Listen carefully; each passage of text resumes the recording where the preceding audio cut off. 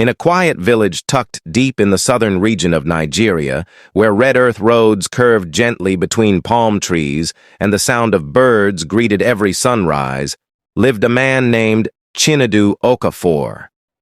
He was known among his people as a man of calm speech, steady judgment, and honest labor.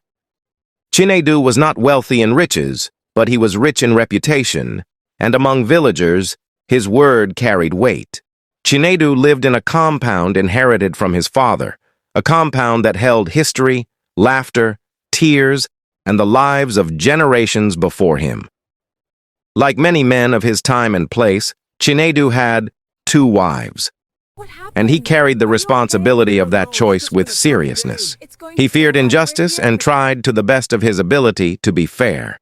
His first wife, Amara Okafor, was a woman whose presence softened rooms. She spoke gently, moved patiently, and listened more than she talked.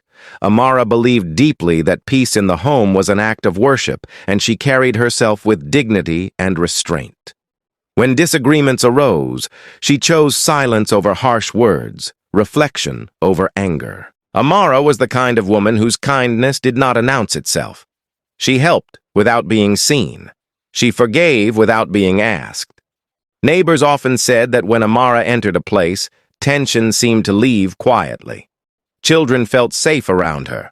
Elders respected her manner. Even strangers sensed calm in her presence. Allah blessed Amara with her first child, a son, not long after her marriage to Chinedu. The birth of the child brought joy to the compound and strengthened her position in the family. Yet Amara never used that blessing to elevate herself over others. She remained humble, grateful, and mindful that every favor was from Allah alone. The second wife, Ifunanya Okafor, was different in nature. She was not born wicked, nor did she enter the marriage with evil intentions. She was strong-willed, expressive, and emotional.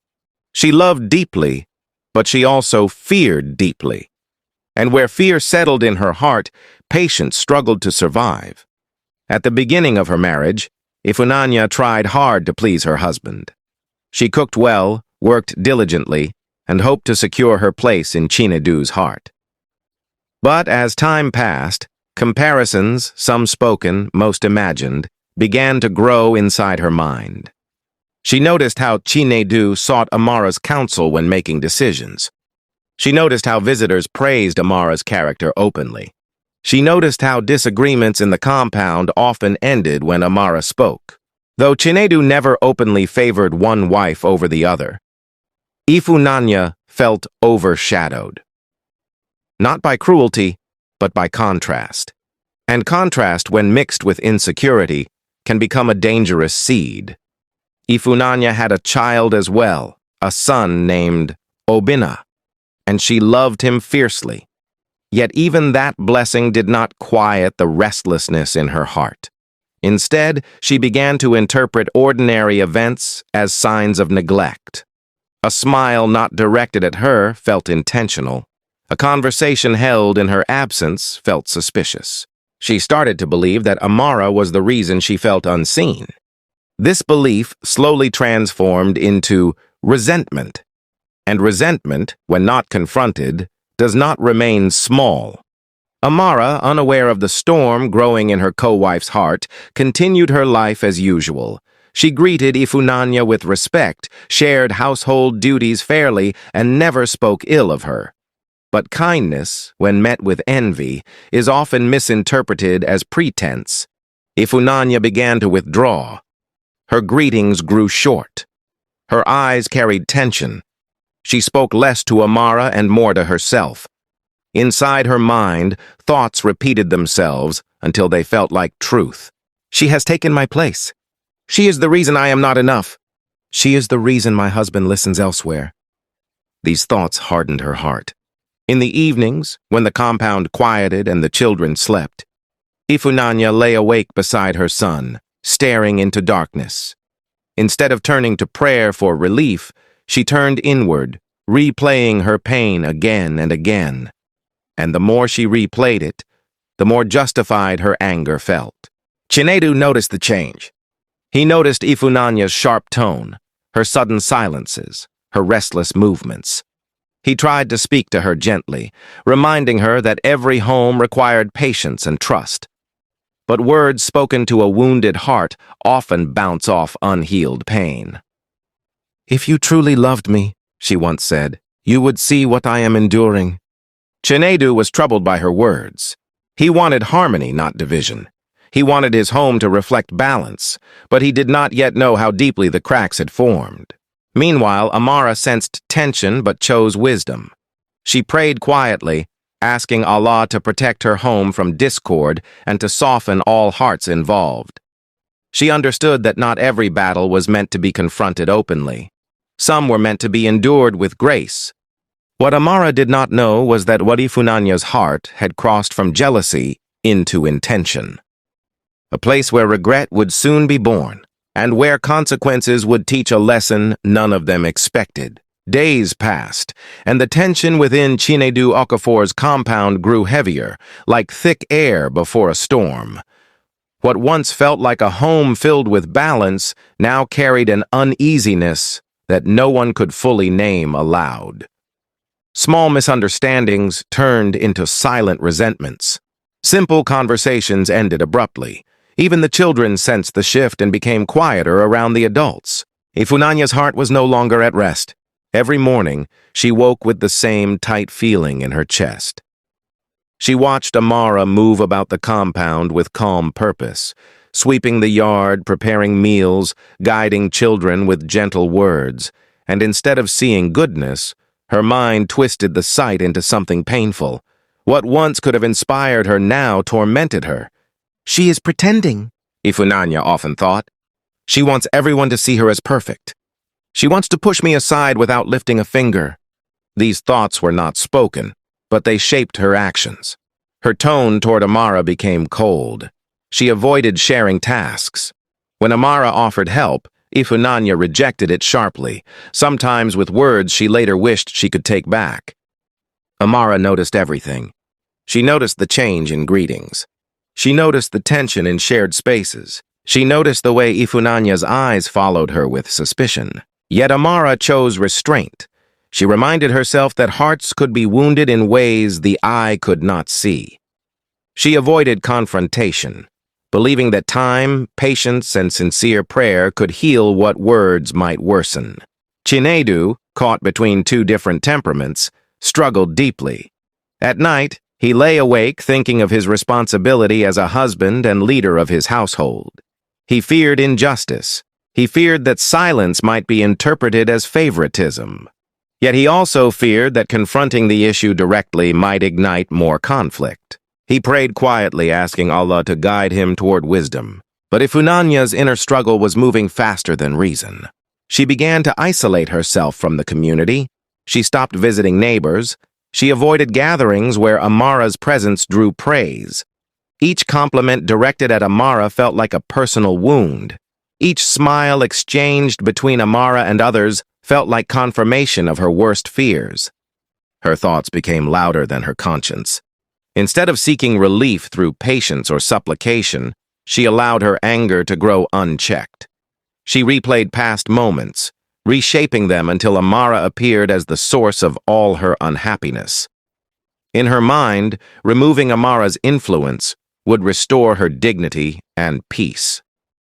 This belief settled firmly in her heart. One afternoon, while sitting alone near the edge of the compound, Ifunanya overheard two women from a neighboring village speaking about how envy destroys families. Their words struck her, but instead of awakening reflection, they stirred defensiveness. "They don't know my pain," she told herself. "They don't live in my house. They don't see how I am being replaced." Rather than seeing the warning, she dismissed it. As the days went by, her thoughts turned darker.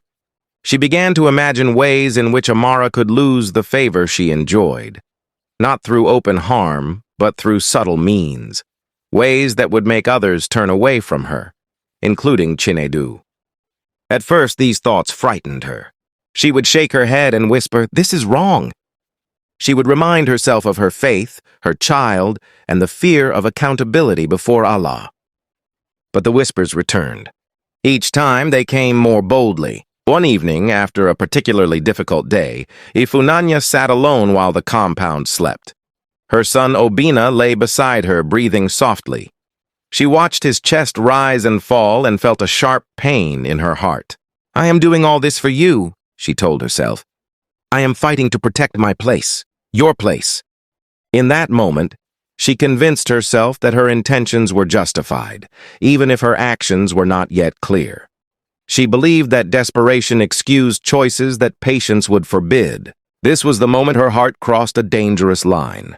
The next day, she left the compound early under the excuse of visiting a distant relative. No one questioned her. Chinedu was occupied with work, and Amara assumed nothing unusual. The path she took led beyond familiar fields, deeper into quiet land where few people passed. As she walked, doubt battled determination within her. Each step felt heavy. Part of her wanted to turn back, to abandon the thoughts that had driven her this far, but pride pushed her forward. "If I turn back now," she thought, "everything will stay the same." And so she continued. By the time the sun reached its highest point, Ifunanya had reached a secluded area far from the village. Her heart raced, not with excitement, but with fear she refused to acknowledge. She stood still for a moment, listening to the wind moving through trees, feeling the weight of her decision pressing down on her chest. She had not yet acted.